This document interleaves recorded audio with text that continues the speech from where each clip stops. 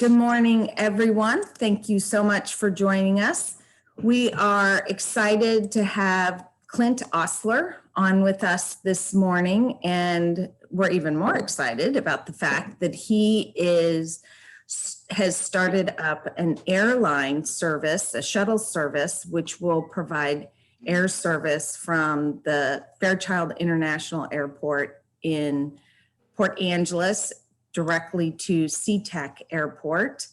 And so I am going to give him the opportunity to talk and probably share some slides if he'd like. But before we do that, I want to, and also let me talk about the format for today. We will allow Clint to speak for 20 minutes or so, and then we will, I'll go ahead and open it up to questions. And if you want to ask a question, you can put your name or something in the chat and I will call on you and then you can ask your question of Clint.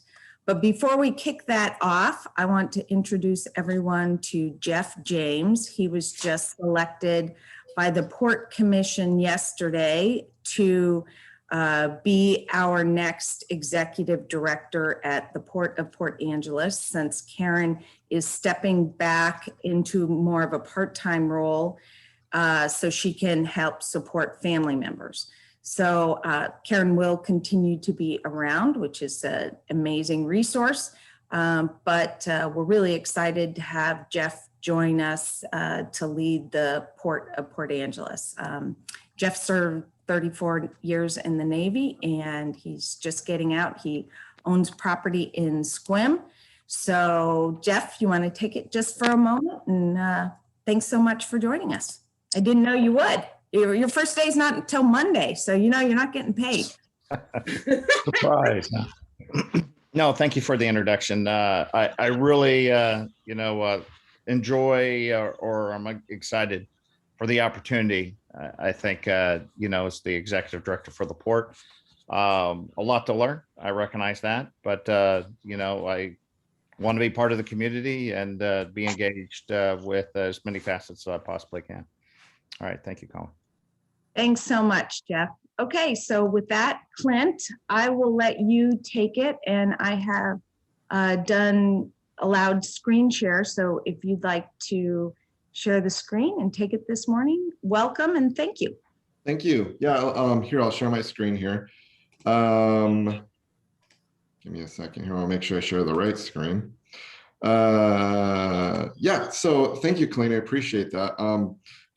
Before I kind of kick things off, I think maybe what I'll do is just give a brief introduction of who I am. So I'm with Dash Air Shuttle. I'm managing the airline that we're developing. I also work with Embark Aviation, which is an airline management and consulting firm. What we do real quickly is really help other airlines manage the commercial elements of their business. So everything from pricing and revenue management and scheduling and marketing, our company kind of manages those functions. And so I'm primarily responsible for the revenue management and business development side of the business. And prior to being with Embark, I was with Alaska Air Group for 16 years. About 6 of those years were at Horizon Air specifically, and then 10 were at Alaska. And I'm a bit of a Swiss Army knife, if you will. I did everything from pricing and revenue management and route planning and marketing and business development for both airlines over the course of that 16-year period. So got a pretty wide and broad background in airline management, and specifically with airlines in the Pacific Northwest. And so one of the things that we kind of identified early on during the pandemic is, once the pandemic is over, there's probably going to be a lot of opportunity to grow and develop and create a new airline kind of from the impact of the pandemic. And one of the things that is kind of emerging even before pre-pandemic was the fact that there was so much, there's just been so much change in the regional airline industry. And it's created this big void for markets that are relatively short to a hub and are underserved. And so for the last 15 years, there's been about a dozen markets in the Pacific Northwest that have lost some air service or all air service, like Port Angeles. And the regional airlines are only, their evolution is not going smaller, their evolution is going bigger in terms of aircraft. And for markets like Port Angeles that are so close to SeaTac, you need frequency over capacity to make it work. And so we're kind of doing, it's almost a blast from the past, but we're kind of recreating the commuter airline space that was kind of what started the industry, way back 30, 40 years ago. And we're building an airline designed to serve short haul markets with high frequency and a strong value proposition in terms of fare and other amenities as we kind of grow. So as I mentioned yesterday at the business association meeting, like when we first start out, you guys are coming along with us for the ride. It's a new airline, it's an upstart, if you will. So it's going to be a very basic product, but our vision is going to be much bigger. Our vision is an airline that can partner with other major airlines at SeaTac, an airline that will serve Port Angeles not only from SeaTac or to SeaTac, but also to other points kind of regionally as we grow. And the catalyst for that growth will really be what we see as a huge opportunity in 5 to 6 years' time with the electrification of propulsion for airplanes. Port Angeles is in this spot where it is really, it's a very short trip to either Everett or to SeaTac, and even potentially to Portland, Oregon, where it fits kind of the sweet spot for electrification, especially with a 9-seat capacity. So Port Angeles is the perfect market for rolling this out. And so, and not only is it a really great sustainability message, and I mean, literally zero emissions. We'll be taking people out of cars and essentially flying them with no real impact in terms of carbon to the environment. But even more importantly, because fuel is such a huge component of the operating cost for an airline, second only to labor, we expect from an operating cost perspective, we expect that to result in 30 to 40% reduction in operating costs. Which translates into lower fares for customers. When we have lower fares, we can stimulate more demand. When we stimulate more demand, we can add more service. So it's almost it's a really great virtuous cycle that we see coming with that technology. So coming back to today, because that's the long-term plan, I just kind of wanted to share a few slides of kind of what our thinking was and kind of where we're planning to take it. So as you can kind of see, the markets that we're looking for are short haul in nature.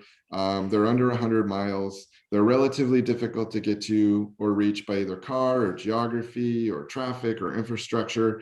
And hey, real quick, I'm sorry to interrupt, but can you show the slides a different way, because that's pretty small with the 2-slide version going on? Oh, I didn't know I was doing that. Hold on, guys. Sorry about that.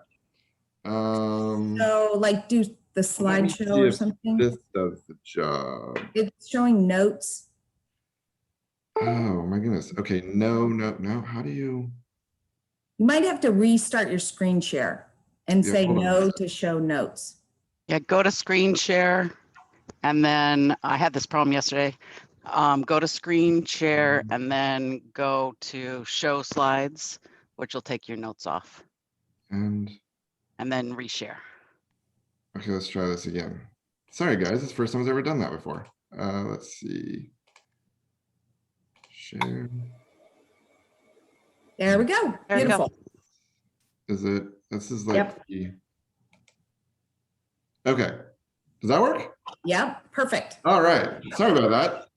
I thought I was only seeing that because I have a second screen and the second screen had it all big. All right. So really, like I said, these are kind of the dynamics that we're looking at for growth. Port Angeles, Seattle is obviously the most obvious choice. And one of the things that we really want to stress and do, because airlines screw this up all the time, is we really want to make sure that we're complementing existing commercial air service. We don't want to compete or jump into markets that already have other airlines in it, because it just never ends well for the new guy. So we're, like I said, focusing on kind of Port Angeles, Seattle, but these are some of the other conceptual markets. These aren't obviously decided yet, but just conceptually what we're looking at. One of the things that I think is really interesting is there is an airline that is doing this today. Some of you may be familiar with the airline Cape Air out of Boston. What most might not realize is Cape Air is actually one of the largest regional airlines in North America. They actually operate 70 Cessna 402s. That's the aircraft in the middle there. That's the same aircraft that we are going to be operating initially, and another 20 of various other aircraft types. But one of the things that's really impressive is they're a small 9-seat airline operator that has been able to develop a really robust distribution network that includes airline partnerships with American and JetBlue and United.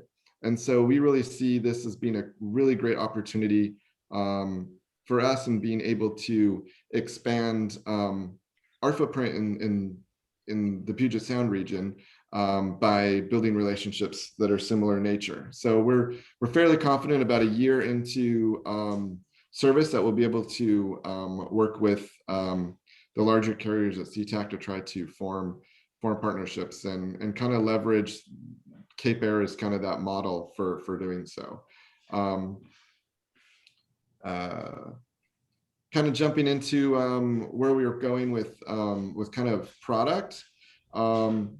We're looking at building a fare structure that starts from as low as $79, like our regular selling fares, that starts from $79 and goes up to $159 one way. And so this is tax inclusive.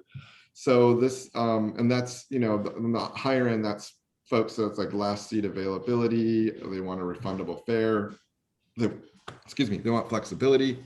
And so what we'll then do is just build the structure with these kind of price points in mind, and leverage revenue management to determine, you know, which seats on which flights and which times of day and which days of week that that makes sense, and just really keep optimizing the flight to ensure that we're making money and filling it. Our goal is to err on the side of volume, or filling the seats or the capacity of the aircraft, and then working on improving the revenue that comes from that as we get going. Because for us, we feel it's really important first to get established and get people used to using the service, and kind of changing that behavior of driving first. And then as we identify what are the peak flights and flights that are, you know, performing better versus the others, we can then optimize on the pricing side.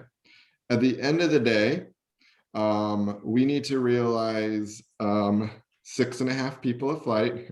I like to say that because half a person, that's impossible. But on average, 72 to 75% load factor. That's essentially filling up 72 to 75% of the seats on the aircraft. And we have to realize an average fare between $95 and $99 each way. So the way we get that is by offering a mix of lower fares and people paying higher fares, and then that averages out to kind of where we need to be profitable and have the ability to grow. We are looking at probably developing a kind of a founders membership program where people have the ability to book, pay a lump sum between, you know, I think we're looking at something that starts at like $2,500 or to $4,000, where you pre-purchase a set of tickets, and you get a fixed rate based on that, and you just use that throughout the year. And so once we kind of work out the details of that, we'll be promoting it. But the idea is we're thinking about doing this kind of as a test first to see how responsive an electronic ticket book, if you want to call it that, works. with the community, and then if it's successful, it's something we might roll out as like a local kind of benefit after services has been going and we see how it performs. So really cool program to jump into once we iron out the details. But that's going to be another kind of pricing thing we're going to be experimenting with locally. In terms of schedule, we are still tweaking the schedule. We're looking at a couple of different schedule options. Our goal is to make sure the schedule is built to provide really good connectivity to the major operators at SeaTac. And specifically, we're looking at Alaska Airlines and Delta schedules and seeing how we can fine tune our schedule to make connections there. So there's a couple of challenges as we've developed the schedule. One, is that if you've flown in and out of Seattle at certain times of the day, it becomes a Congo line going out to the runway, trying to take off, creating some fairly significant taxi delays trying to take off. We need to avoid that. Otherwise, our 30-minute flight to Port Angeles will turn into an hour flight to Port Angeles just from sitting and waiting to take off. So we're trying to design the schedule so that we can dodge those heavy banks. We either get in earlier before it, or we leave before it, or we leave after it. So we've been really fine-tuning the schedule to make sure that we can maintain a really robust schedule and maintain the on-time performance of the airline. So the way we've approached it is the schedule is being designed for a 90-minute connecting time once you land in Seattle. So you depart Port Angeles, and this slide is a little bit dated because we've been working on it this week, but the first flight right now is planned to depart Port Angeles at 6. You'd arrive into SeaTac at 6:30. That then gives you 90 minutes to make connections to outbound flights from Seattle, which puts that at about 8 a.m. So from 8 a.m., right around the 8 a.m. hour to the 9 o'clock hour is when most of the first initial banks of flights are departing Seattle. So we'll be able to provide connections to those banks of flights. For those who are a little more intrepid and have TSA pre-check, you are certainly welcome to try to do that shorter than 90 minutes. But the goal is really to make sure there's a comfortable 90-minute cushions that you will make connections and get through TSA and the whole 9 yards. We're also still fiddling with the last departure of the day from SeaTac. One of the other challenges we have to work with is a pilot can only fly a number of hours in a day due to safety and regulatory requirements. And so we're probably going to go with a morning shift and an afternoon shift, which requires hiring an additional set of pilots. But that will allow us to play with that last departure of the day. So right now we're looking at 8:30 on this schedule that you see. But there is another option where we're looking at an 11:30, or excuse me, an 11 p.m. departure as well, which essentially provides connectivity from everywhere on the East Coast. A lot of the later arrivals from the West Coast, from Los Angeles or San Francisco. And so we're looking at that as an option as well. But either way, when we've looked at the flights that we're planning out, on average, there's between 45 and 66 connections to each flight to different places. And essentially the schedule we're building is going to provide connectivity to anywhere in the world that is served from SeaTac on either a nonstop basis or a connecting basis. So for us to make this successful, making sure that you guys can make connections really easily is critical. So that's what we're working through on the schedule side. We're also looking at a fifth frequency. So we may actually start service with 5 flights on the peak days. So that would be Thursday, Fridays, Sunday, Mondays, and then 4 flights would be the core schedule, Monday through Friday. And then we're also thinking about reducing flights on Saturday. So it would just be 3 flights a day on Saturday, just given Saturday is generally a really, really light day. It was pre-pandemic, it's been post-pandemic. Most people just don't like breaking up their weekend. So we'll have a probably a lighter schedule on Saturdays. But on those peak days when most people do travel, we're looking at a 5-flight pattern. And so hopefully we'll be able to roll that out either when we launch flights or soon after, depending on how we perceive demand. So that was a lot of talking. Sorry, guys. On the operational side, we are in the process, as we speak, of acquiring aircraft. We have created a purchase and sale agreement with the company that we want to acquire them from, so we're waiting on their response. Once that is complete, then the real fun begins. And this is really why we haven't been able to give a definitive date on when we're going to start selling tickets or when we're going to start flights. What we have to do is once we take delivery of the aircraft, we have to then go work with the FAA to conform that aircraft to our operating specs. So getting in the weeds here a little bit, but every airline has to have a certificate from the FAA that validates that it's safe to operate, that we have the proper training in place, that we have the proper maintenance in place, all those things to ensure the safety and reliability, quite honestly, of the airline. And so when we bring a new airplane on board, the FAA then requires us to prove that our training programs work, prove that our maintenance programs work, prove that we know how to fly the airplane, prove that the airplane is actually safe and fit. And so we go through this process. During that process, we've also, and we're about to do this today, actually, we're going to be going to start posting that we're hiring pilots, but we'll be also doing some pilot hiring and training, and then we begin our maintenance program and training. And so we're expecting that the month of June is really going to be dedicated to conformity, and then also pilot hiring and training. And then of course, you know, the plane needs to be pretty too. So we're gonna have to run that through a paint cycle and paint the aircraft.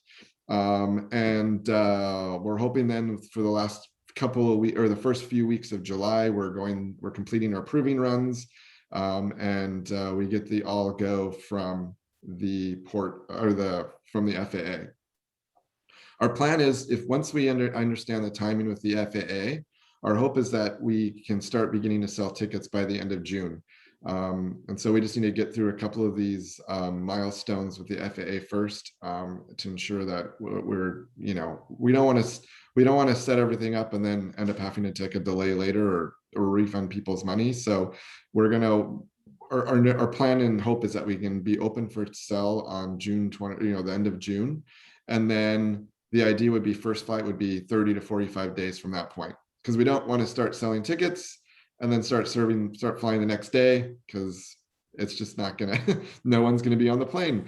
So we need a bit of a sales period to like build up the flight loads. But based on the feedback that we've gotten from the community, I'm fairly certain that once we announce flights that we're gonna be selling pretty quickly, and that's gonna be really exciting. And so we're hoping then for either a late July or, late July or most likely late August actual flight start date. And so we've committed to getting up and running by the end of the third quarter of this year. We think we can do that. And so we're marching to that right now. One of the questions that, I'm gonna do a time check. Oh, I gotta hurry.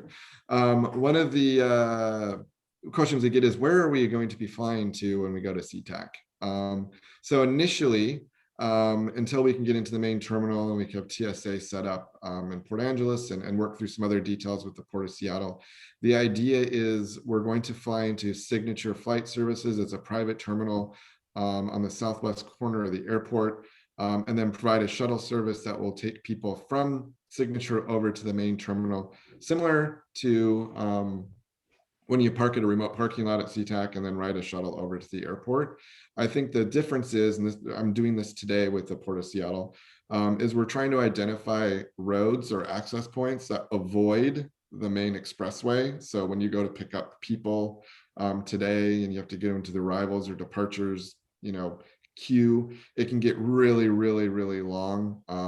The other night, it took about 25 minutes to get from the rental car facility on that main road all the way up to arrivals to pick someone up. And so we can't have that experience. And so we need to be able to make that transfer time from private terminal to main terminal be about 10 to 15 minutes. And so we're looking at some different options with the Port of Seattle to make that happen. But it's really going to be a really simple process. When you arrive in Port Angeles, parking is free. You'll just enter the terminal building, check in with the customer service representative, or in some cases, you'll be able to check in online before even getting to the airport.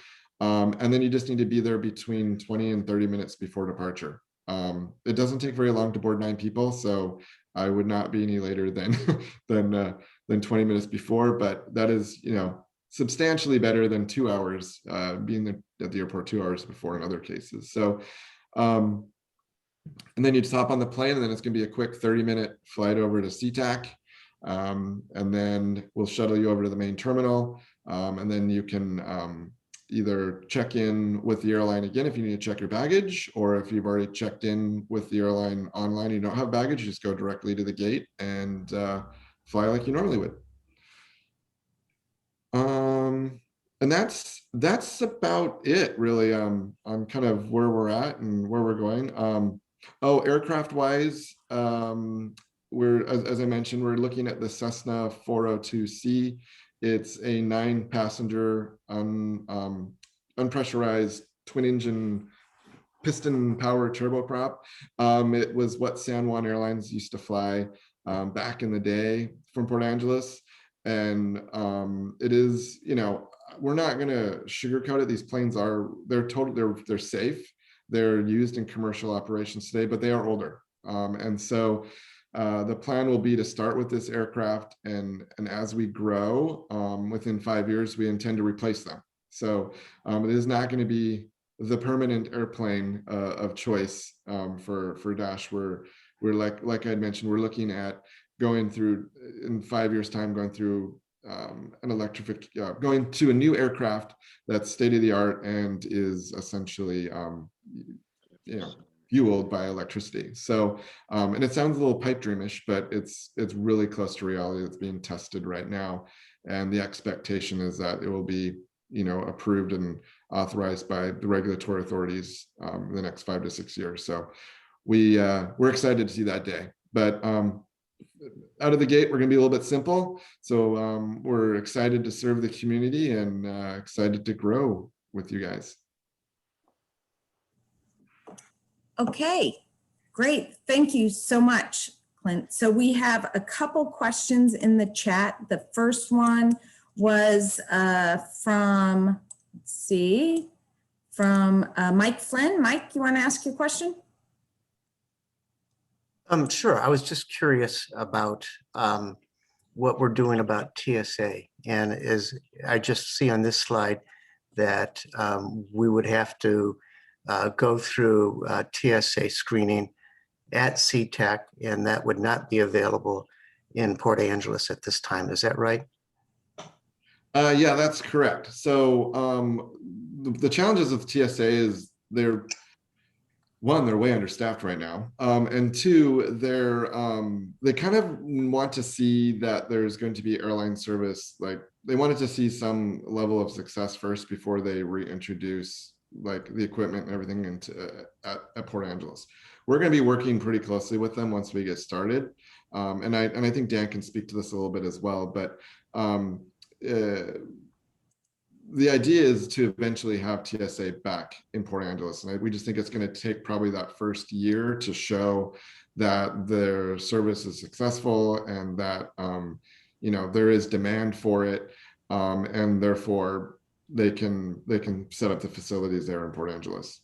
I will say though, and it'll be interesting to see how this private terminal thing works, because when we've had various meetings in the past, the room's been a little bit split on like, do we really need to use the main terminal because I have doctors or I have other people or tours or something coming out of Seattle, and the ability to use the private terminal is going to be it's a lot more efficient because it will literally only take 20 minutes to get on board a plane versus once we move to the main terminal, if someone is just flying from Seattle over to Port Angeles, that becomes you go through the main door, you have to go through security, you have to get to the gate, and then it becomes a really interesting process. So I'm not saying that the private terminal is a permanent solution, but I was a little surprised because the people we've talked to have kind of like how that might play out.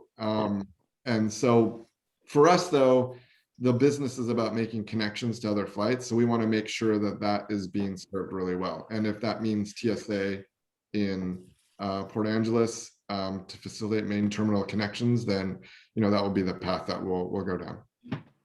Dan, did you want to add anything to that? Yeah, sure. Thanks, Clint.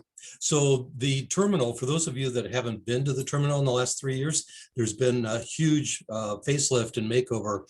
We relocated Wright Brothers Aviation into a portion of the terminal building, and the former TSA room that was set up has been converted into a public meeting room and a place that will eventually facilitate food service, a nice place to sit, having your meal once we get a restaurant reestablished at the terminal.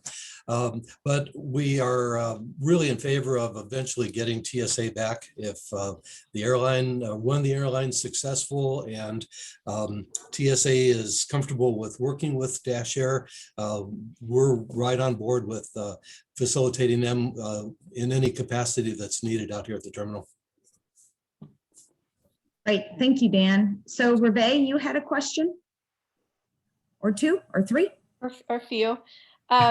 Is there an email list for any announcements as you guys are starting to look at booking flights? Oh yeah, I can't believe I'm not doing my marketing duties. So if you go to fly-air.com, an annoying pop-up will pop up right in front of your face, and then you can punch in your email information. It's a little obnoxious, but I think it does the job. And we're in the process of getting that set up so that we'll be putting out some email communications here pretty shortly. Otherwise, we are on Facebook as well, and a lot of kind of the conversations that we've been having thus far about different things and different questions have been circulating on the Facebook page. Okay, and it's Dash spelt out, correct? Yeah, so it's fly-air.com. So I put it in the chat. I hope that I didn't check it, but that should be right. And Reve had a couple other good questions there. Yeah. So I heard you mention that parking in Los Angeles is free. How long is that parking allowed for? So the Port Commission has said that we would make parking free, and we didn't get into details about that. I think if people are abusing that, staying there for a month or something like that, I think there'd be some actions taken by Dan Gase and the staff at the port. So we'll have to roll that out and see what happens there. But that'll be coming out, I would think, at least for a week, maybe more, but we'll see. We're trying to, especially in the first year, make sure that Dash Air Shuttle is successful. And so, right now we're not making anything off the parking. So, and this is a critical service for our county to be able to improve our greater economy. I think that'll roll out, but I would think at least for a week. Okay. It's just, as we come from Forks, like that makes a lot more sense. How much is luggage and how much luggage can be carried on a plane that size? Like, is there limitations to luggage? Yeah, that's a really great question. I got that one yesterday too.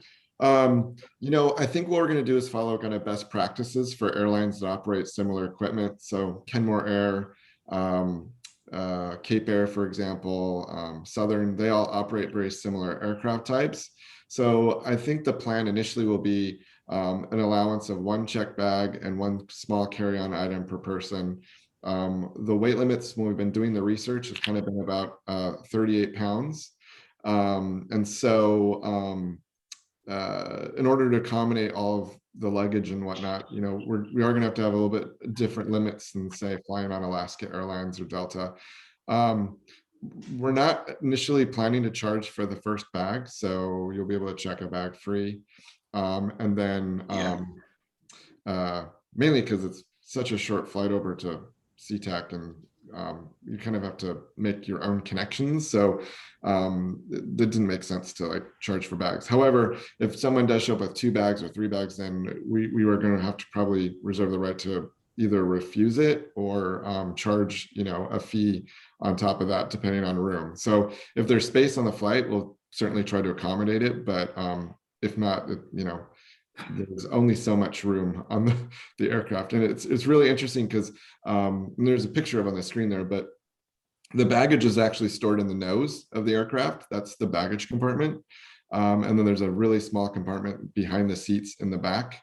But it's it's going to be a little bit more of a challenge versus, flying on a larger airline. Okay. And then with that size plane, is there more frequent weather delays or concerns that you have? Like there could be cancellations or? We're going to work really hard to mitigate that. I wouldn't say there's more. The cockpit of these planes has very similar technology to other operators. It's going to have for weather and whatnot. It really will come down to like what they call the ceiling or the cloud deck. So if the cloud deck comes down too low or it obstructs visibility to land safely, that's where there's going to be more of the challenge. Once we get kind of going with flight training and things, our goal is to connect with the FAA and just talk to them about what are some different approaches that we can utilize. There's a few carriers at SeaTac today that operate for like UPS and FedEx feeder, for example, that fly small aircraft. And we want to just benchmark what they're doing to get in and out of SeaTac, when weather is bad, and see if there's some unique approaches into the airport that we can utilize. And then also we're also going to work on developing just what is our irregular operations procedures going to be. How are we going to accommodate people if there is bad weather or potentially a maintenance problem or different things. And so those are things we're going to be working through over the next few months. Just in terms of maintenance reliability, one of the things we're doing to try to mitigate that, because we know that is really, really important. We have to run a reliable operation to instill trust from the community and be successful. Is we're going to actually be starting with 3 airplanes for Port Angeles. So we'll have an airplane that is a flyer, if you want to call that, the one that is in regular service. We'll have a spare airplane, and then we'll have a 3rd airplane that is essentially there for maintenance. So we're going to have a lot of redundancy to ensure that we don't have much service disruption from a maintenance perspective. So but in terms of weather, it's got the equipment on board that's similar to other airlines, and so we're hoping that will kind of mitigate those weather issues, but we're also going to try to figure out other ways and strategies to do that as well. Great, thanks, Clint. So Kevin Glacci, who's the director of Clallam Transit. Kevin? Yeah, thanks for that presentation, Clint. I had a couple, this may more be a question to the port than you, but when there was service out of the airport in the past, we used to have service scheduled in and out of there for public transit.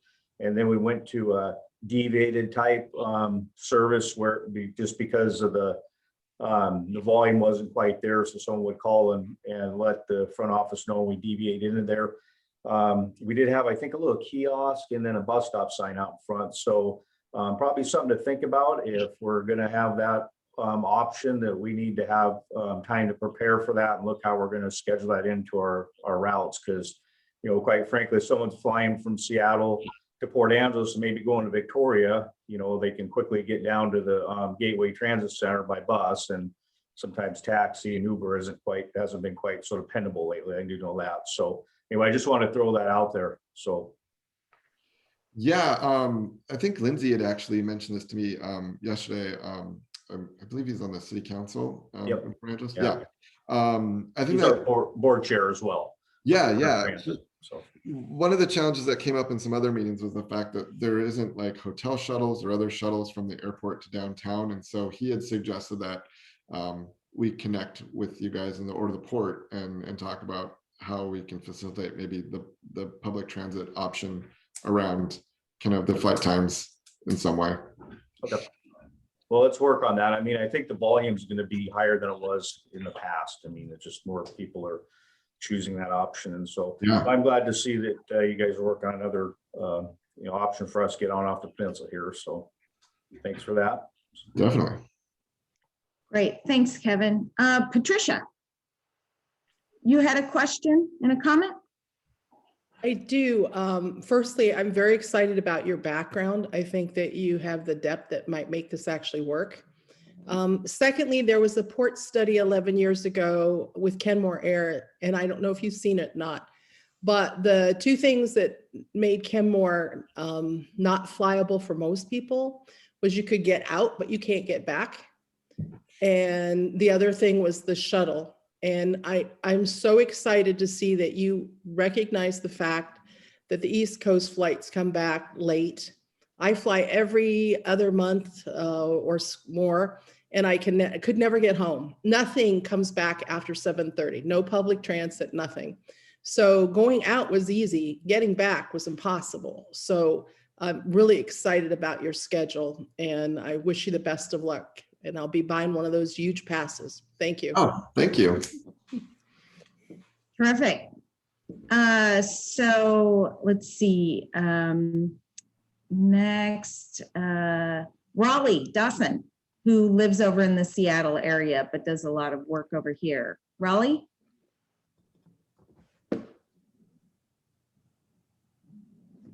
Well, Can you hear me? Raleigh, yes, go ahead, Raleigh. Oh, good. Well, I had a serious question, and then I got mischievous, and I followed up with a funny question. But the serious question was: is the Port Angeles Airport set up for serious bad weather flight instrument flights to in and out? I know some of the like Friday Harbor and some of the other small airports kind of are challenged with things like that. I'm not familiar with the Port Angeles Airport as far as their ability to support instrument flight from PA to SeaTac.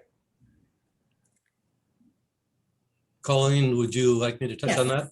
Please do. So great question. We've got a full FAA approved instrument landing system, an ILS, on the runway number 8, which lands from the west to the east. And we have a GPS approach, instrument approach on the runway coming in over the city and landing westbound on runway 26. And those are used, they were used this morning during instrument conditions with both UPS and FedEx. And we had, as an example, about 145 corporate jets last year, many of which come in during bad and inclement weather. So it is a good system. There are limitations. You know, if the visibility is down below, I believe, about 250 feet, then there could be some delays until the weather picks up a little bit. But that's just a little bit of an issue a few times a year in the Pacific Northwest. So, but overall, it's great landing systems. Oh, awesome. The mischievous question was, I see. a small airplane, can we help the pilot fly the plane? I get to fly the plane. So just to add to Dan's question, then I can actually respond to the mischievous question. Dan, our aircraft is also, from what we understand, does have that GPS, WASP GPS system on board. So we'll be able to use that approach, either approach just fine. And believe it or not, on the Cessna 402C, the first passenger seat that you sit in is actually the co-pilot seat. So while you can't actually fly the aircraft, you will have the ability to sit next to the pilot in that front seat as a paying customer. Awesome. Well, I'll bring my logbook and see if we can get some hours. Yeah, and we're hiring. So if you do want to fly part-time, let's talk. So Well, Colleen is a serious pilot, so you may want to talk to her. Thank you. You bet. Let's see. So also the Dash Air websites are in the chat and the Facebook page, so thank you for that. And let's see, will these slides be available? We normally post them, whatever somebody presents, along with the recording on our website, Choose Clallam First. So Clint said he would email them to us, so that's great. So let's see, 8:47, are there more questions out there? Okay, do you wanna, let's see, stop sharing slides now then, Clint? Sorry about that. Perfect. Thanks. Okay, let's see.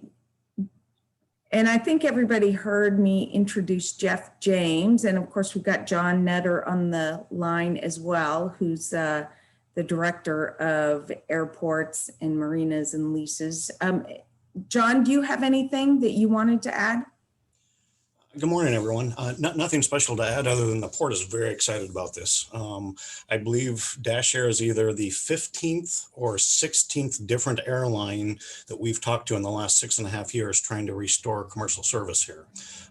And I'm probably more excited about this group because they really bring the depth of knowledge of operations. It's not a bunch of guys with a startup that don't really know what they're doing. These are some very talented people with a lot of experience that know exactly what they're doing. So the port is very excited to see this get going again. Okay, thanks, John. And Andy Salee, the owner of Squim Valley Airport. Andy, do you want to share anything or ask any questions? Oh, you're on mute. Let me try to ask you to unmute. There we go. There, can you hear me now? Yes. Yes. Okay, yeah, I just want to say I think this is awesome, and I agree with what Pat McCauley and Mr. Nutter said, that these guys seem to have a reasonable amount of experience, which gives them a good chance at succeeding. And there's more people on the peninsula than in the past, and we had San Juan, Horizon, and Coastal all operating successfully at one time out of here in the late 80s. So if there's one airline now doing it right, I think their chances of success are really high. And we want to do what we can to help them. Squim Valley Airport would be a good alternate airport in the event Port Angeles is down. Sometimes Squim has better weather, and I know FedEx and UPS use our facility as an alternate place when the weather's bad in Port Angeles. So we want to offer that to these guys too. It'd just be working out a way to transport people to and from Port Angeles in the event that happens. But no, this is just a really great thing, and I wish them the best of luck. Thanks, Andy. And John or Dan, won't Jack Heckman be offering rental car service there at the airport as well? Yes, that's right. Currently, Jack has been running the concession for both Avis and Budget. And we just last week painted some special parking spots for them so they can identify locations for their cars. Very handy, right up on the access road area. And he's really excited too, because I think it's going to be a nice increase in potential business for him. Between that and along with Kevin up at the bus system, we're really anxious to talk with you to get things coordinated, because I know that there's going to be the question when people get in, what do they do? You know, they might live here and have somebody pick them up, but oftentimes they need a rental car or they need bus transportation downtown. So that'll be a lot of heavy conversation over the next month or two. Great, thank you. Lena, you had a question? Hi, thank you. I just was asking, what would the impact be on Wright Brothers, if at all? It's going to be a great impact. So they're going to be providing our fueling, likely customer service initially until we get up and running and we hire our own folks. And most importantly, well, I guess fuel is probably the most important, but also importantly is maintenance support. So they have a lot of experience working on this aircraft type. We'll have our own maintenance person as well, but Jeff and team will be helping to maintain our aircraft for routine maintenance needs. And they're very excited about it too. So I might add in on that too, Clint. They have 3 aircraft mechanics at Wright Brothers. One is an A&P, aircraft and power plant mechanic. The other 2 are not only A&Ps, but also inspector levels. So they have a great wealth of experience, and they have the ability to do a fantastic job for you maintenance wise. And just to speak for Jeff, he's really excited about having you guys here. Figuring you're going to probably buy about 200 gallons of fuel every day. That's good for them, and that's also good for the port. Yeah, it's he's very excited. So yeah.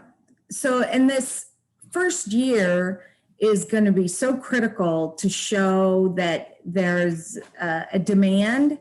And so having the, having a lot of passengers daily is going to be really an important piece. So the port staff successfully applied for a grant from the FAA for $200,000, and the port matched it with $133,000. Isn't that right? For a guarantee, so that in the first, is it Clint, 2 years of service? Yep, 2 years of service. If they don't reach a certain revenue threshold, they can dip into that fund to for operational costs. And the port has done, I just want to emphasize the amount of commitment that the port has made towards achieving this goal so that the entire county has service. I know people in Sequim would be driving west to likely be going east. However, with free parking and just the really quick in and out in Port Angeles, I think that if you're looking at the time it takes to get to your destination, we'll be able to shave a whole lot of time off, and you won't have to, find the expensive parking over there in Seattle. So I think there's a lot of value to the community. And eventually we want to get to the point after, we've got success in a year, first year or so, to the point where Clint's able to work with, like, say, Alaska Airlines or the major airlines as a code-share partner, so that you can just go in and plug in leaving from CLM, which is the William R. Fairchild International Airport, to your final destination of, DC or whatever it is. And it'll be really a seamless transition for the customers. So I see, Patricia, you had a comment there? Just my 1 week parking last Sunday was $93. So that's more than, 1.5 times just about what you're charging. So I think that if you can make quick transfers, et cetera, everything you say here comes true. I think it will definitely, you won't have any problems getting anybody on these airplanes, I don't think. Great. So Dan, you had a comment? I did. I wanted to make a mention that something that doesn't come up too often in the public, and that is a question that why would the commissioners want to commit $133,000 towards this? That's a lot of money. And one of the reasons that's really important, in addition to just a commitment to the community, is the FAA pays the Port of Port Angeles for the airport facilities and improvements $150,000 a year, which is really nice to get, and it does a lot. But as soon as we get to the point where we have 10,000 passengers a year flying out of here, the FAA increases that from $150,000 a year up to $1 million a year. That's a huge extra revenue source for improvements to the airport. And I think it's a good trade-off. It was a great decision on the part of the commissioners. So Dan, is that number of passengers just flying in or in and out? That's the number of passengers flying out. Flying So out. that would be basically 28 passengers a day flying out. Back in the peak, at the late 90s, when Horizon was here, we were putting through 54,000 passengers a year. So that's about 147. So I think we're going to be well within striking distance of getting that 10,000 level. Mhm. And Jack, go ahead.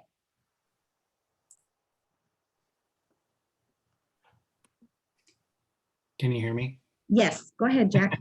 Well, all I did was put a comment in there saying that we're really excited about Dash Air coming to town and that we will have the service available for customers at the airport through both Avis and Budget Rent-A-Car.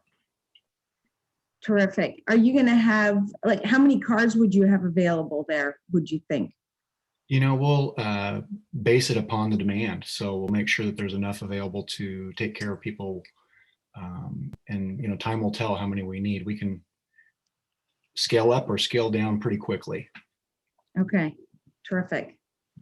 Thank you. Yeah, and still, is there the policy with the Port of Seattle that the Port of Port Angeles worked on to get them to approve, but that if you're starting up new air service from a community within Washington State, they don't have any fees for year one and only half of the fees for year two? Yep, that's we're working on that agreement right now. So Okay. and then there's also I believe it was $25,000 in marketing dollars. So I've got the details of the agreement as well. Good. So I think, you know, we're really excited that this exceptional team has selected Port Angeles, but this wasn't just based on luck. There's been a whole lot of work for, you know, the port spent, I think, $49,000 in 2016 doing a study, which one of the advisors worked on in 2016, and he's a integral part of Clint's team. And so there was, you know, firsthand knowledge about the opportunity from Clallam County. And then the port staff has just done a great job of trying to set the table and communicate and let them know about all the things that our community and the port will do in order to make them successful. You know, between Jack Heckman and Clallam Transit and working with Blackball and connections and everything. So we're really hopeful that this is gonna fly, and it's so clever. And but it's really important for the community. If you're considering either driving or flying, please, especially in the first year, choose flying, give them a shot, and so that, you know, that'll work out. And we're going to be doing a lot of marketing, I know, to make sure that people that are coming to the community to, as tourists, understand that this is an option. So Dan, what's the last thing? I'll let you end it off for us today, and then we'll call it a morning. Go ahead. Okay, well, thanks, Colleen. First, thanks a lot, Clint. It's been great working with you. We've touched base since last July, so it's been a long road so far, and it feels really good to be getting towards the end of it. And if anybody has not been out to the airport terminal in the last 3 years and would like a tour, please give me a call. I put my number in the chat.